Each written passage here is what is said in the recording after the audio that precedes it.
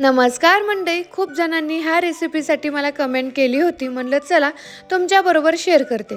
सगळ्यात अगोदर इथे ना मी गव्हाचं पीठ घेतलं, त्याच्यामध्ये मीठ टाकलं आणि थोडं थोडं पाणी टाकून ना हलक्या हाताने व्यवस्थित मिक्स करून घेते. आता जास्त एकदम पाणी टाकायचं नाही, नाहीतर एकदमच पातळ होईल. इथे तुम्ही बघू शकता की घट्ट मळलेलं आहे. वरून पाणी टाकायचं आणि त्याचबरोबर 1 ते 1.5 चमचा तेल टाकायचं. बोटांनी ना दाबायचं, म्हणजे त्याच्यामध्ये तेल आणि पाणी व्यवस्थित मिक्स होतं याच्यासाठी. 15 मिनिट झाकून ठेवायचं. 15 मिनिट झालेले आहेत. हाताला तेल लावून घ्यायचं आणि व्यवस्थित इथे 5 मिनिट मळून घेतल्यानंतर वरून ना कोरडं पीठ टाकायचं आणि 10 मिनिट अशा पद्धतीने मळून घ्यायचं. तुम्ही इथे बघू शकता की आपली किती मऊसूत अशी कणिक मळलेली आहे.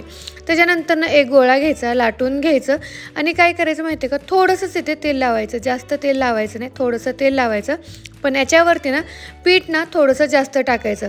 मग फोल्ड करायचं आणि अशा पद्धतीने लाटून घ्यायचं. तुम्ही ना सकाळी जरी चपात्या करून ठेवल्या ना तर दिवसभर मऊसूत चपात्या होतात. संध्याकाळी गरम करायची सुद्धा गरज नाही. चपाती टाकताना अशा पद्धतीने हातावरती ना 2 वेळेस टाकून घ्यायची आणि बघा आपली चपाती टम फुगली जाते आणि मऊसूतही होते. तुम्हाला व्हिडिओ कसा वाटला हे कमेंट करून नक्की